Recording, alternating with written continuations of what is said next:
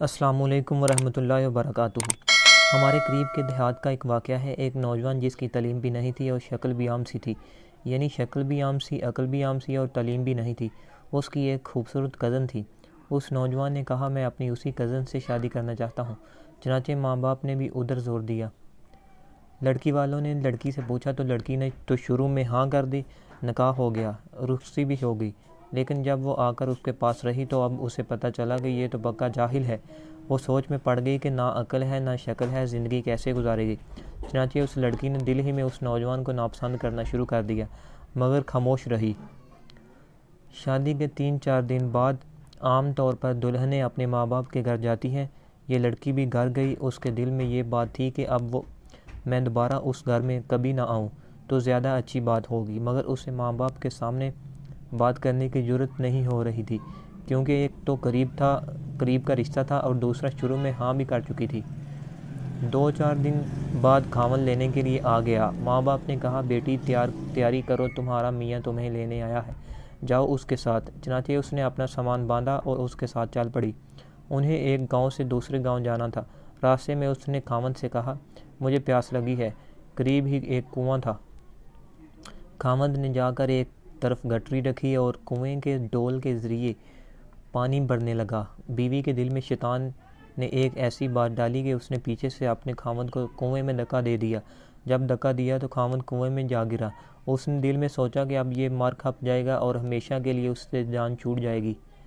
اب وہ واپس ماں باپ کے گھر چلی گئی اور اس نے ان کے پاس جا کر عورتوں والا مکر کیا۔ عورتیں مکر میں تو مشہور ہوتی ہیں، جیسے اخوان یوسف نے مکر کیا تھا ویسے ہی اس نے بھی مکر کیا۔ وہ روتی ہوئی گھر پہنچی۔ ماں باپ نے پوچھا کہ کیا ہوا؟ خاوند مجھے بٹھا کر کہیں چلا گیا۔ میں اتنی دیر تک اس کا انتظار کرتی رہی۔ میں اکیلی تھی، مجھے ڈر لگنے لگا کوئی غیر مرد آ جاتا تو میرا کیا ہوتا۔ مجھے جان کا بھی خطرہ تھا اور عزت کا بھی خطرہ تھا۔ وہ تو بڑا بے پرواہ سا آدمی ہے، اس لیے میں واپس آ گئی ہوں۔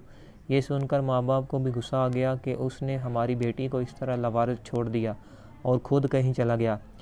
یہ ایسا بیوقوف انسان ہے۔ اب ادھر کی بات سنیں۔ جب خاوند پانی میں گرا تو جان بچانے کے لیے اس نے ہاتھ پاؤں مارے تو اس کا ایک ہاتھ اس رسے پر پڑ گیا جس کے ساتھ ڈول بندھے ہوتے تھے۔ اس نے اس رسے کو مضبوطی سے پکڑ لیا اور ڈوبنے سے بچ گیا۔ کافی دیر کے بعد اس نے ہمت کی اور آہستہ آہستہ رسے پر چڑھتے چڑھتے باہر نکل آیا۔ باہر نکل کر اس نے سوچا کہ میں کیا کروں۔ اس نے دل ہی دل میں کہا کہ مجھے توقع نہیں تھی کہ میری بیوی میرے ساتھ ایسا معاملہ کرے گی۔ کوئی بات نہیں، میں دوبارہ چلا جاتا ہوں۔ چنانچہ اب وہ دوبارہ سسرال کے گھر آیا۔ اتنے میں کپڑے بھی خشک ہو گئے تھے۔ جیسے ہی وہ سسرال کے گھر میں داخل ہوا تو لڑکی کے والدین نے اس کو بہت جلی کٹی سنائی۔ تو کیسا بے عقل انسان ہے کہ تو ہماری بیٹی کو اکیلے چھوڑ کر چلا گیا۔ تو بڑا بے پرواہ ہے، تجھے اس کا ذرا خیال نہیں۔ انہوں نے جو کچھ کہا اس نے خاموشی سے سنا اور آخر میں صرف اتنا کہا کہ ہاں مجھ سے غلطی ہو گئی ہے، بہرحال آپ اپنی بیٹی کو بھیج دیں، ہمیں گھر جانے میں دیر ہو رہی ہے۔ جب انہوں نے دیکھا کہ یہ بہت شرمندگی کا اظہار کر رہا ہے تو انہوں نے پھر بیٹی سے کہا کوئی بات نہیں، اب تم چلی جاؤ۔ اب بیٹی تو چل پڑی، لیکن اس کے دل میں ایک بات بار بار آنے لگی کہ اگرچہ یہ ان پڑھ تھا، اگرچہ یہ بے عقل تھا، شکل اچھی نہیں تھی، مگر اس نے میرے ماں باپ کے سامنے میرا عیب تو چھپایا ہے۔ اس کا دل بڑا ہے نا، اگر یہ میرے ماں باپ کے سامنے میری حرکت کھول دیتا تو ماں باپ کو چہرہ دکھانے کے قابل نہ رہتی۔ اس ایک بات پر اس لڑکی کے دل میں خاوند کی ایسی محبت پیدا ہوئی کہ اس نے اپنی بقیہ پوری زندگی اپنے خاوند کی محبت میں گزار دی۔ دوستو، اگر آپ کو ہماری یہ ویڈیو پسند آئی ہے تو کمنٹ سیکشن میں اپنی رائے کا اظہار ضرور کیجیے گا۔ تو اگر آپ نے ہماری اس چینل کو سبسکرائب نہیں کیا تو اس کو سبسکرائب کر لیں اور ساتھ بیل کے نشان کو بھی دبا دیں تاکہ ہماری آنے والی ہر نئی ویڈیو آپ کو سب سے پہلے مل سکے۔ ملتے ہیں انشاءاللہ نیکسٹ ویڈیو میں، تب تک کے لیے اللہ حافظ۔